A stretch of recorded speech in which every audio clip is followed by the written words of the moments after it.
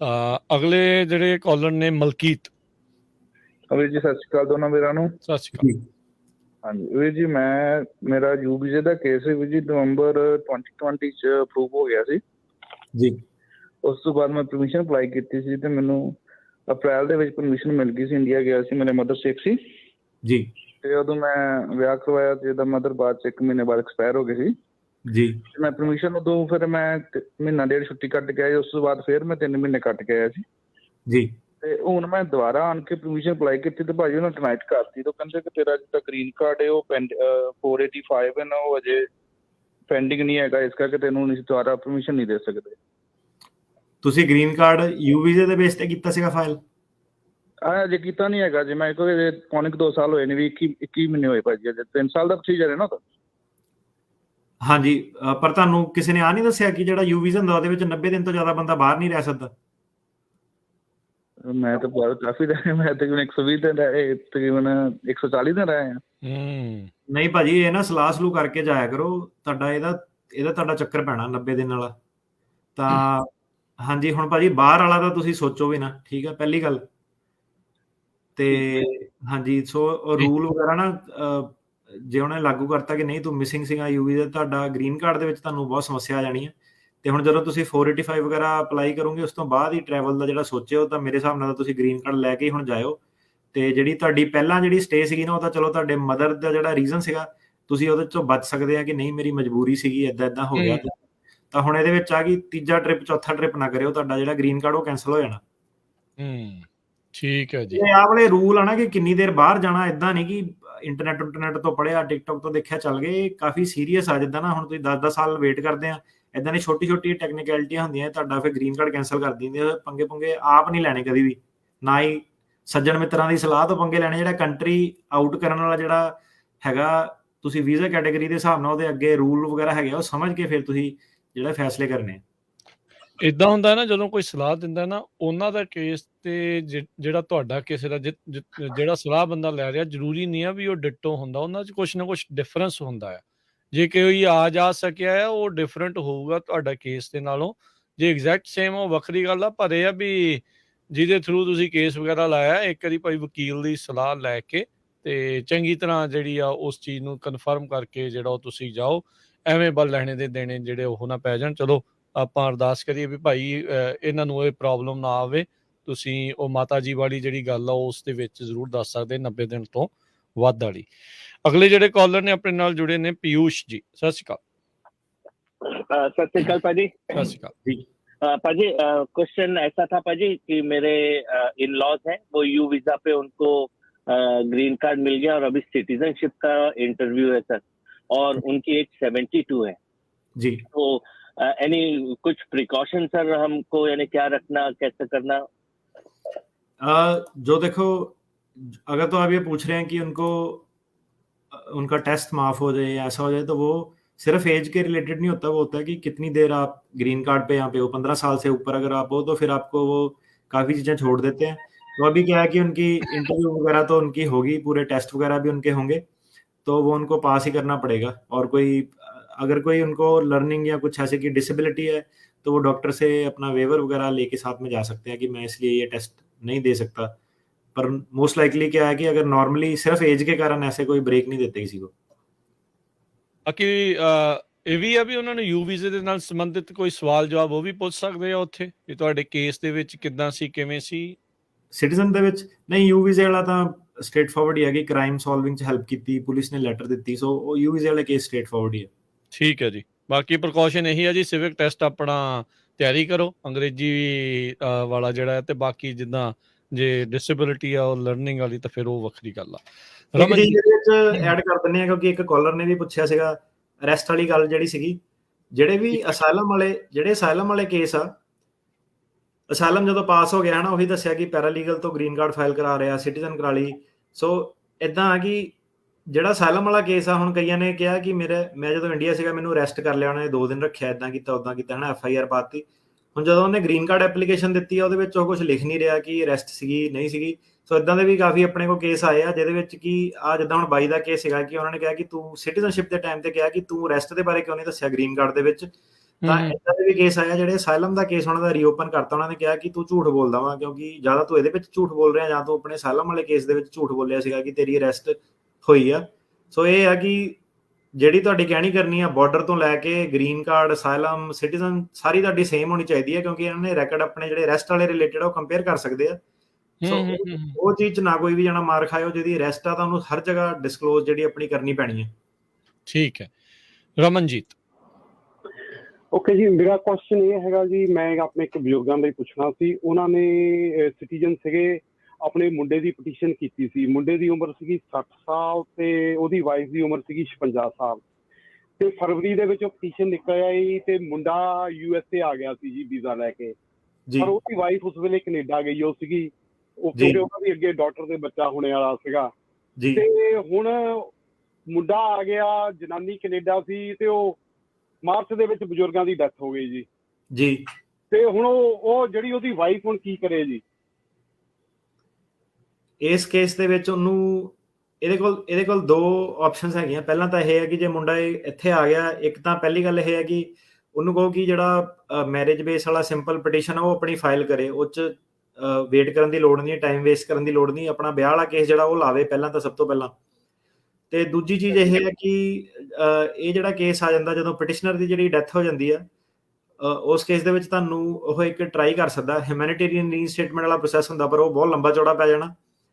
ਤੁਹਾਨੂੰ ਉਹਦੇ ਵਿੱਚ ਕੀ ਕਰਨਾ ਪੈਣਾ ਕਿ ਸਬਸਟੀਟਿਊਟਡ ਸਪਾਂਸਰ ਦਾ ਇੱਕ ਪ੍ਰੋਸੈਸ ਹੁੰਦਾ ਕਿ ਜਦੋਂ ਪਟੀਸ਼ਨਰ ਦੀ ਡੈਥ ਹੋ ਜਾਂਦੀ ਹੈ ਤਾਂ ਇੱਕ ਹੋਰ ਬੰਦਾ ਜਿਹੜਾ ਫੈਮਿਲੀ ਮੈਂਬਰ ਆ ਉਹ ਆਪਣੇ ਆਪ ਹੀ ਸਬਸਟੀਟਿਊਟਡ ਸਪਾਂਸਰ ਬਣ ਸਕਦਾ। ਉਹਨੂੰ ਨਵਾਂ ਐਫੀਡੇਵਿਟ ਆਫ ਫਾਈਨੈਂਸ਼ੀਅਲ ਸਪੋਰਟ ਵਗੈਰਾ ਲੈਣਾ ਪੈਣਾ।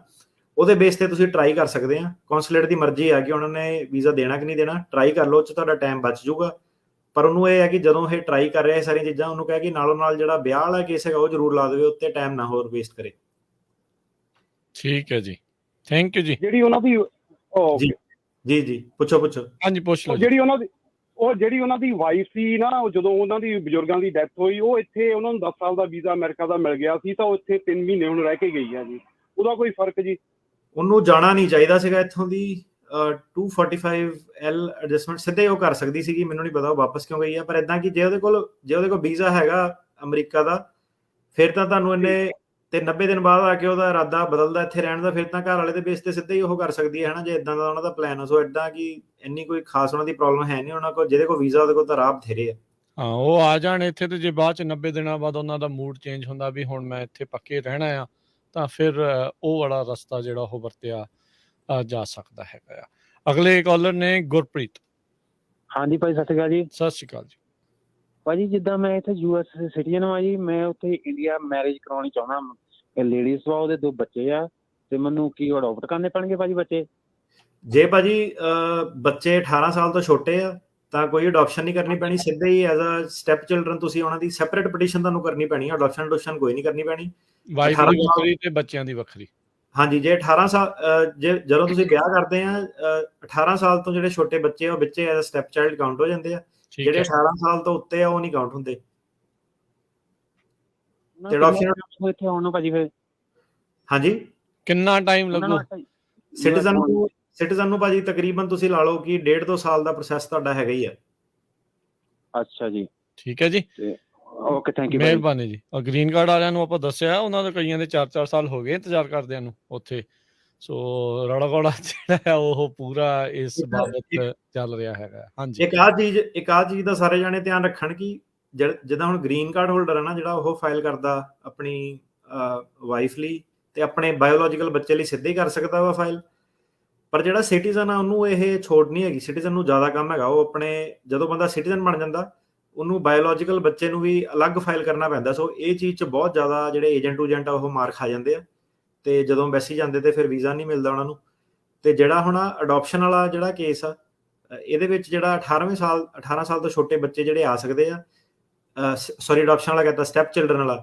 ਸੋ ਇਸ ਕੇਸ ਦੇ ਵਿੱਚ ਵੀ ਉਹ ਕਈ ਵਾਰੀ ਮਾਰ ਖਾ ਜਾਂਦੇ ਆ ਕਿ ਨਹੀਂ ਮੈਂ ਤਾਂ ਗ੍ਰੀਨ ਕਾਰਡ ਹੋਲਡਰ ਹੀ ਸੀ, ਮੈਂ ਤਾਂ ਸਿਟੀਜ਼ਨ ਹੀ ਸੀਗਾ। ਸੋ ਇਸ ਕੇਸ ਦੇ ਵਿੱਚ ਇਹ ਹੈ ਕਿ ਸਟੈਪ ਚਿਲਡਰਨ ਦੇ ਵਿੱਚ ਤੁਹਾਡੀ ਰਿਕੁਆਇਰਮੈਂਟ ਹੈ ਕਿ ਅਲੱਗ-ਅਲੱਗ ਪਟੀਸ਼ਨ ਜਿਹੜੀਆਂ ਉਹ ਫਾਈਲ ਕਰਨੀਆਂ। ਸੋ ਸਿਟੀਜ਼ਨ ਨੇ ਅਲੱਗ-ਅਲੱਗ ਪਟੀਸ਼ਨ ਫਾਈਲ ਕਰਨੀਆਂ, ਸਟੈਪ ਚਿਲਡਰਨ ਵਾਲਿਆਂ ਦੇ ਲਈ ਅਲੱਗ-ਅਲੱਗ ਕਰਨੀਆਂ, ਤੇ ਜਿਹੜੀ ਜੁਆਇੰਟ ਪਟੀਸ਼ਨ ਉਹ ਸਿਰਫ ਜਿਹੜਾ ਗ੍ਰੀਨ ਕਾਰਡ ਹੋਲਡਰ ਆਪਣੇ ਬਾਇਓ ਬੱਚਿਆਂ ਦੀ ਘਰ ਵਾਲੀ ਦੇ ਨਾਲ ਆਪਣੀ ਕਰ ਸਕਦਾ ਵਾ। ਜੀ, ਕੁਛ ਕੁ ਆਨਲਾਈਨ ਸਵਾਲ ਫਿਰ ਆਪਾਂ ਪ੍ਰੋਗਰਾਮ ਦੀ ਸਮਾਪਤੀ ਵੱਲ। ਮਨੋਜ ਕੁਮਾਰ ਪੁੱਛਦੇ ਨੇ, ਉਹਨਾਂ ਦਾ 130 ਵੀ ਅਪਰੂਵ ਆ, ਅਸਾਈਲਮ ਕੇਸ ਵੀ ਅਪਰੂਵ ਆ, ਇੰਡੀਆ ਜਾਣ ਦੀ ਉਹਨਾਂ ਨੂੰ ਲੋੜ ਆ, 485 ਅਪਲਾਈ ਕੀਤਾ ਆ ਤੇ ਯੂਐਸ ਸਿਟੀਜ਼ਨ ਨਾਲ ਮੈਰਿਡ ਆ। ਕੋਈ ਜਾਣ ਦੇ ਲਈ ਕੁਝ ਹੋਰ ਵੀ ਕਰਨਾ ਪਊਗਾ ਜਾਂ ਵੇਟ ਕਰਨੀ ਚਾਹੀਦੀ ਹੈ? ਕੀ ਕਰ ਸਕਦੇ? ਜੇ ਤਾਂ ਉਹਨਾਂ ਨੇ ਅਸਾਈਲਮ ਦੇ ਬੇਸ ਤੇ ਗ੍ਰੀਨ ਕਾਰਡ ਆਪਣਾ ਲਿਆ ਤੇ ਗ੍ਰੀਨ ਕਾਰਡ ਫਾਈਲ ਕੀਤਾ ਵਾ, ਤੇ ਫਿਰ ਉਹ ਟਰੈਵਲ ਕਰਦੇ ਆ ਇੰਡੀਆ ਟਰੈਵਲ ਡਾਕੂਮੈਂਟ ਤੇ, ਤਾਂ ਉਹਨਾਂ ਨੂੰ ਕਾਫੀ ਪ੍ਰੋਬਲਮ ਜਿਹੜੀ ਆਣੀ ਹੈ। ਪਹਿਲੀ ਗੱਲ ਤਾਂ ਇੰਡੀਆ ਦਾ ਪਾਸਪੋਰਟ ਜਿਹੜਾ ਤੁਸੀਂ ਵਰਤ ਨਹੀਂ ਸਕਦੇ, ਰਿਫਿਊਜੀ ਟਰੈਵਲ ਡਾਕੂਮੈਂਟ ਲੈ ਕੇ ਤੁਸੀਂ ਜਾਣਾ ਹੁੰਦਾ, ਤੇ ਤੁਹਾਨੂੰ ਜਦੋਂ ਤੁਸੀਂ ਵਾਪਸ ਆਉਂਦੇ ਆ ਤੁਹਾਨੂੰ ਹੈਵੀਲੀ ਉਹ ਸਵਾਲ ਪੁੱਛ ਸਕਦੇ ਆ ਕਿ ਕਿਉਂ ਗਿਆ, ਕਿੱਦਾਂ ਗਿਆ, ਕੀ ਪ੍ਰੋਬਲਮ ਸੀਗੀ। ਤੇ ਜੇ ਉਹਨਾਂ ਨੇ, ਹੁਣ ਮੈਨੂੰ ਪਤਾ ਨਹੀਂ ਉਹਨਾਂ ਨੇ ਵਿਆਹ ਵਾਲਾ ਗ੍ਰੀਨ ਕਾਰਡ ਫਾਈਲ ਕੀਤਾ ਕਿਹੜੇ ਵਾਲਾ ਕੀਤਾ, ਪਰ ਜੇ ਉਹਨਾਂ ਨੇ ਅਸਾਈਲਮ ਬੇਸ ਵਾਲਾ ਗ੍ਰੀਨ ਕਾਰਡ ਜਿਹੜਾ ਫਾਈਲ ਕੀਤਾ ਤੇ ਇੰਡੀਅਨ ਪਾਸਪੋਰਟ ਤੇ ਵਰਤਣ ਦੀ ਤੁਸੀਂ ਸੋਚੋ ਵੀ ਨਾ ਕਦੀ। ਤੇ ਜਿਹੜਾ ਟਰੈਵਲ ਕਰਨਾ ਰਿਫਿਊਜੀ ਟਰੈਵਲ ਡਾਕੂਮੈਂਟ ਤੇ ਆ ਤੇ ਐਡਵਾਂਸ ਪੈਰੋਲ ਤੁਹਾਡੇ ਕੋਲ ਹੋਣਾ ਚਾਹੀਦਾ, ਤੇ ਉਹਦੇ ਵਿੱਚ ਵੀ ਤੁਹਾਨੂੰ ਸਵਾਲ ਜਵਾਬ ਬਿਲਕੁਲ ਤੁਹਾਡੇ ਕੇਸ ਦੇ ਰਿਲੇਟਡ ਹਰੇਕ ਚੀਜ਼ ਪੁੱਛੀ ਜਾ ਸਕਦੀ ਹੈ ਕਿ ਹੁਣ ਤੈਨੂੰ ਕੀ ਖਤਰਾ ਵਾ, ਤੇਰਾ ਤਾਂ ਖਤਰਾ ਟਲ ਗਿਆ, ਤੇ ਅਸਾਈਲਮ ਜਿਹੜੀ ਵਾਪਸ ਲਈ ਜਾ ਸਕਦੀ ਆ। ਤੇ ਜਿਹੜਾ ਆਪਣਾ ਜੇ ਉਹਨਾਂ ਨੂੰ ਸ਼ੱਕ ਪੈ ਗਿਆ, ਤੁਹਾਡੇ ਬਿਆਨ ਵਗੈਰਾ ਗਲਤ ਹੋ ਗਏ, ਤਾਂ ਤੁਹਾਡੀ ਪ੍ਰੋਸੀਡਿੰਗ ਵੀ ਦੁਬਾਰਾ ਜਿਹੜੀ ਓਪਨ ਕੀਤੀਆਂ ਜਾ ਸਕਦੀਆਂ।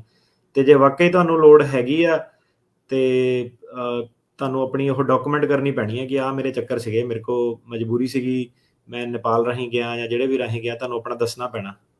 ਠੀਕ ਹੈ। ਸਿਟੀਜ਼ਨ ਨੇ, ਉਹਨਾਂ ਨੇ ਆਪਣੇ ਪੇਰੈਂਟਸ ਦੇ ਲਈ, ਫਾਦਰ ਦੇ ਲਈ ਚੇਂਜ ਆਫ ਸਟੇਟਸ ਅਪਲਾਈ ਕੀਤਾ ਹੈ ਟੂਰਿਸਟ ਵੀਜ਼ੇ ਤੇ ਉੱਤੇ ਉਹ ਆਏ ਸੀ, ਕਿੰਨਾ ਕੁ ਵਕਤ ਜਿਹੜਾ ਆ ਉਸ ਤੇ ਲੱਗਣ ਦੇ ਆਸਾਰ ਨੇ? Change of status on average ਜਿਹੜਾ ਸਾਲ ਜਿਹੜਾ ਕਿਤੇ ਨਹੀਂ ਗਿਆ। ਠੀਕ ਹੈ ਜੀ।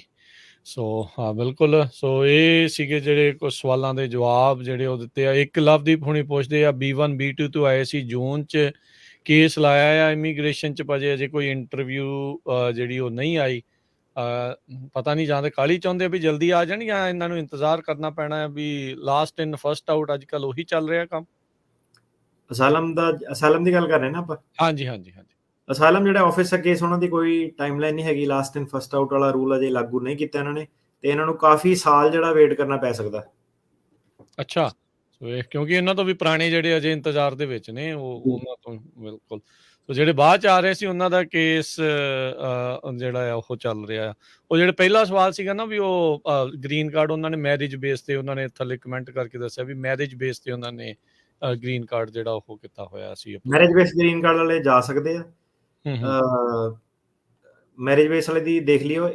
ਮੈਰਿਜ ਬੇਸ ਵਾਲਾ ਦਾ ਇੱਕ ਆਹ ਖਿਆਲ ਰੱਖਿਓ, ਜਿਹੜੇ ਬੰਦੇ ਦਾ ਅਸਾਈਲਮ ਕੇਸ, ਜਿਹੜਾ ਬੰਦਾ 2 ਨੰਬਰ 'ਚ ਆਇਆ ਸੀਗਾ, ਉਹਦਾ ਅਸਾਈਲਮ ਕੇਸ ਪਾਸ ਹੋਇਆ, ਉਹਨੂੰ I-94 ਮਿਲ ਗਿਆ। ਉਹਨਾਂ ਦੇ ਲੋਕੀ ਗਲਤ ਮੈਰਿਜ ਬੇਸ ਬਹੁਤ ਫਾਈਲ ਕਰ ਰਹੇ, ਉਹਨਾਂ ਨੂੰ ਲੱਗਦਾ ਕਿ I-94 ਹੈਗਾ, ਮੈਰਿਜ ਬੇਸ ਫਾਈਲ ਹੋ ਸਕਦਾ, ਪਰ ਉਹ ਗਲਤ ਸਲਾਹ ਹੈਗੀ ਆ। ਜਿਹੜਾ ਬੰਦਾ 2 ਨੰਬਰ 'ਚ ਆਇਆ ਸੀਗਾ, ਅਸਾਈਲਮ ਪਾਸ ਹੋਇਆ, ਉਹਦਾ I-94 ਮੈਰਿਜ ਵਾਲੇ ਪਰਪਸ ਲਈ ਵੈਲਿਡ ਨਹੀਂ ਹੈਗਾ। ਉਹਨੂੰ ਬਾਰਡਰ ਟੱਪ ਕੇ ਰਿਫਿਊਜੀ ਟਰੈਵਲ ਡਾਕੂਮੈਂਟ ਨਾਲ ਇੱਕ ਵਾਰੀ ਰੀ ਐਂਟਰੀ ਕਰਕੇ ਫਿਰ ਮੈਰਿਜ ਵਾਲਾ ਜਿਹੜਾ ਕੇਸ ਉਹ ਲਾ ਸਕਦੇ ਆ। ਜੇ ਤਾਂ ਇਹ ਬਾਈ ਨੇ ਇਦਾਂ ਕੀਤਾ, ਜਾਂ ਇਹ ਬਾਈ ਆਪਣਾ ਸਿੱਧੇ ਜਿਹੜਾ ਵੀਜ਼ੇ ਤੇ ਆਇਆ ਸੀਗਾ, ਫਿਰ ਇਹਦਾ ਮੈਰਿਜ ਬੇਸ ਜਿਹੜਾ ਗ੍ਰੀਨ ਕਾਰਡ ਉਹ ਫਾਈਲਿੰਗ ਵੈਲਿਡ ਮੰਨੀ ਜਾਊਗੀ, ਤਾਂ ਹੀ ਉਹ ਟਰੈਵਲ ਕਰੇ। ਤੇ ਜੇ ਬਾਈ 2 ਨੰਬਰ 'ਚ ਆਇਆ ਸੀਗਾ ਤੇ ਮੈਰਿਜ ਬੇਸ ਗ੍ਰੀਨ ਕਾਰਡ ਇਹਦਾ ਕਿਸੇ ਨੇ ਫਾਈਲ ਕਰਤਾ, ਉਹ ਗਲਤ ਕੀਤਾ ਵਾ, ਉੱਥੇ ਇਹ ਪੰਗਾ ਨਾ ਲਵੇ। ਠੀਕ ਹੈ ਜੀ। ਸੋ ਬਿਲਕੁਲ। ਬੌਂਡ ਨੂੰ ਲੈ ਕੇ ਕੁਝ ਸਵਾਲ ਨੇ ਵੀ ਅੱਜ ਕੱਲ੍ਹ ਕਹਿੰਦੇ ਬੌਂਡ ਪੈ ਰਹੇ ਆ, ਨਹੀਂ ਪੈ ਰਹੇ ਆ, ਕੀ ਅਪਡੇਟ ਆ ਜੀ ਉਸ ਨੂੰ ਲੈ ਕੇ? ਬੌਂਡ ਨਾਰਮਲ ਜਿਹੜਾ ਆਪਾਂ ਦੇਖਿਆ $2500 ਤੋਂ ਲੈ ਕੇ $10,000 ਔਨ ਐਵਰੇਜ ਜਿਹੜਾ ਚੱਲ ਰਿਹਾ ਰੇਟ, 10-12,000।